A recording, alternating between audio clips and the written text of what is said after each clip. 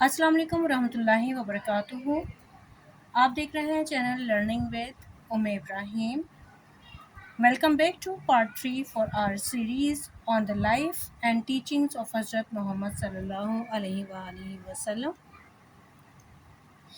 In the previous parts, we explored the conditions of society before Islam and the beginning of the Prophet Sallallahu Alaihi Wasallam's missions. And we studied the reform that was done by Hazrat Muhammad Sallallahu Alaihi Wasallam about the women. Today we are going to continue our chapter further and we will study about the further reforms. So let's start our paragraph number 5. Hazrat Muhammad Sallallahu Alaihi Wasallam also redefined the role of women in family and society.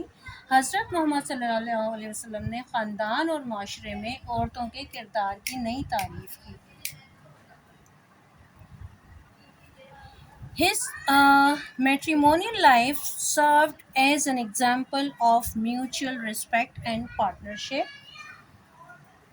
آپ صلی اللہ علیہ وسلم کی ازدواجی زندگی باہمی احترام اور شراکت داری کی ایک مثال تھی۔ مطلب ری ڈیفائنڈ کا مطلب ہوتا ہے تعریف کرنا۔ اب ہز میٹریمونیل لائف کا مطلب ہے ازدواجی زندگی۔ Served as an example of mutual respect and partnership, مطلب آپ صلی اللہ علیہ وسلم کی جو ازدواجی زندگی تھی، شادی شدہ زندگی، وہ اس بات کی مثال دیتی ہے کہ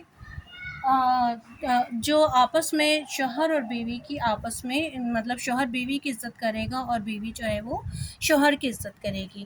He صلی اللہ علیہ وسلم involved women in public matters, allowing them to voice their opinion, participate in treaties and even serve in combat when necessary.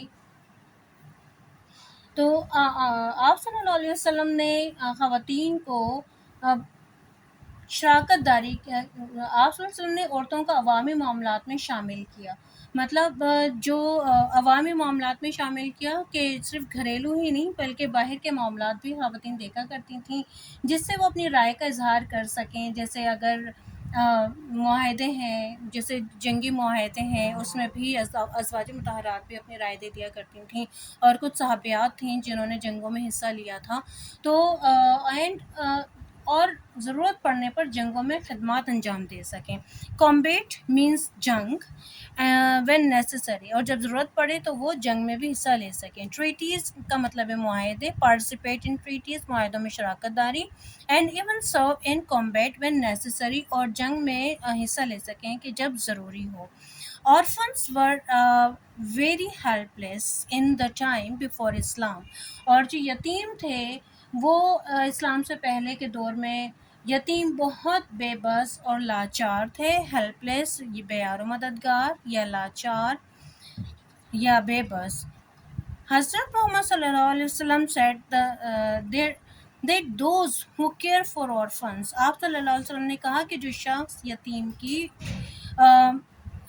دیکھ بھال کرتا ہے will be close to him in paradise، وہ آپ صلی اللہ علیہ وسلم کے ساتھ قریب ہوگا جنت میں۔ تو his صلی اللہ علیہ وسلم teachings and actions، He صلی اللہ علیہ وسلم encouraged people to treat orphans with love, respect and kindness. The Quran tells people again and again to be kind and fair to orphans. اگرچہ صلی اللہ علیہ وسلم کی جو تعلیمات تھیں اینڈ ایکشنز اور جو عمل تھے، ہی صلی اللہ علیہ وسلم مطلب جو ان کی عملی زندگی تھی، ہی صلی اللہ علیہ وسلم انکریج پیپل، آپ صلی اللہ علیہ وسلم نے حوصلہ افزائی کی۔ انکریج کا مطلب ہوتا ہے حوصلہ افزائی کرنا، حوصلہ افزائی کی لوگوں کی ٹو ٹریٹ آرفنس وتھ لو، یتیموں کے ساتھ پیار کرنے، رسپیکٹ ان کی عزت کرنا، اینڈ کائنڈنیس، اور ان کے ساتھ مطلب رحم دلی ان کے ساتھ کرنا اور ان کا احترام کرنا اور ان کے ساتھ ہمدردی یا مہربانی کا سلوک کرنا۔ The Quran tells people again and again to be kind and fair to orphans، اور اسلام جو ہے وہ اس بات پر بڑا زور دیتا ہے، قرآن مجید لوگوں کو یتیموں کے ساتھ مہربان اور منصفانہ رویہ اختیار کرنے کی بار بار ہدایت دیتا ہے۔ اچھا، they give food however، اب یہاں پر قرآن tells people again and again to be kind and fair to orphans. اور قرآن جو ہے وہ لوگوں کو یتیموں کے ساتھ مہربان اور منصفانہ رویہ اختیار کرنے کی بار بار ہدایت دیتا ہے. اور قرآن میں ارشاد ہے they give food، وہ کھانا دیتے ہیں. however great be their need for it، جبکہ ان کی اپنی ضرورت زیادہ ہوتی ہے. with pleasure to the destitute، اور خوشی سے دیتے ہیں. اور مطلب اس بات میں ان کو کوئی ناگواری نہیں گزرتی. with pleasure ٹو ڈیسٹیٹیوٹ کہتے ہیں محتاج، اینڈ ٹو orphans اور یتیم، اینڈ ٹو کیپٹیو قیدی. مطلب اب یہ یہاں ان لوگوں کا ذکر ہے جو قیدیوں کو محتاجوں اور یتیموں کو کھانا کھلاتے ہیں. حضرت محمد صلی اللہ علیہ وسلم established a strong ethical and legal framework for the protection of orphans. آپ صلی اللہ علیہ وسلم نے حضرت محمد صلی اللہ علیہ وسلم نے یتیموں کے تحفظ کے لیے مضبوط اخلاقی اور قانونی اصول قائم کیے. حضرت محمد صلی اللہ علیہ وسلم اسٹیبلشڈ مطلب قائم کی اسٹرانگ ایتھیکل، اخلاقی اینڈ لیگل اور قانونی frame work for the protection of orphans. اور حضرت محمد صلی اللہ علیہ وسلم نے یتیموں کے تحفظ کے لیے مضبوط اخلاقی اور قانونی اصول قائم کیے. فریم ورک اصول قائم کرنا for the protection of orphans, یتیموں کی دیکھ بھال کے لیے. اب یہاں پیراگراف نمبر 7 کا پارٹ اے ہے گارجنشپ اینڈ اکاؤنٹیبلٹی. گارجنشپ سرپرستی، اکاؤنٹیبلٹی جواب دہی. Those who took charge of orphan children were held accountable for their treatment and the use of their wealth. اب وہ لوگ جو کہ یہ ذمہ داری لیتے ہیں، ٹک چارج جو ذمہ داری لیتے ہیں یتیم بچوں کی، ور ہیلڈ اکاؤنٹیبل وہ جواب دہ ہیں. مطلب جو خاندان کا سربراہ یا قبیلے کا سردار ہے وہ پوچھ سکتا ہے for the treatment and the use of their wealth, ان کی دیکھ بھال اور ان کے مال کے حوالے سے. The Quran says, care for and test the orphans well until they reach the age of marriage. اور ان کی دیکھ بھال کریں اور ان کی آزمائش کرتے رہیں یہاں تک کہ وہ اپنی شادی کی عمر کو پہنچ جائیں. Then if you find them to be mature and of mind، اور جب آپ کو لگے کہ وہ ذہنی طور پر بالغ ہو چکے ہیں، hand over to them مطلب جب وہ سمجھدار ہو چکے ہیں، جب وہ اپنے مال کی دیکھ بھال بھی کر سکتے ہیں. hand over to them their property and do not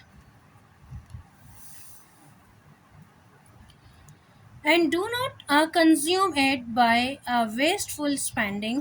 اور ان کی جو ہے آپ نے جو بھی and then if you find them to be mature of mind، اور جب آپ کو لگے کہ وہ ذہنی طور پر مطلب اتنے میچور ہو گئے ہیں کہ وہ اپنی مال کی حفاظت کر سکتے ہیں، تو پھر ہینڈ اوور ٹو دیم تو ان کے حوالے کر دیں. And do not consume it by wasteful spending, اور اس طرح سے خرچ نہ کریں ان کا مال اس خوف سے کہ وہ کہیں اپنی عمر کو نہ پہنچ جائیں. مطلب کچھ لوگ ہوتے ہیں کہ وہ ان کی کوشش ہوتی ہے کہ یتیم کا مال جب ان کی کفالت میں ہے تو وہ اپنے مال کو ایسے خرچ کرتے ہیں کہ وہ بچوں کے بڑے ہونے تک وہ مال ختم ہی ہو چکا ہوتا ہے. تو میں یہاں ریپیٹ کر دوں، then if you find them to be mature of mind, جب آپ کو لگے کہ وہ ذہنی طور پر سمجھدار ہو گئے، بالغ ہو گئے، عقل مند ہو گئے، hand over to them their property تو ان کا مال انہیں ان کے حوالے کر دیں. And do not consume it by wasteful spending nor do so in haste fearing that they will come of age and so take it over. اور فضول خرچی نہ کریں، فضول خرچی سے اخراجات نہ کریں. Nor do so in the guardian is rich enough to support himself and his family, let him obtain from his worst property, but if he is poor, let him consume thereof in a just and reasonable manner. مطلب اگر تو جو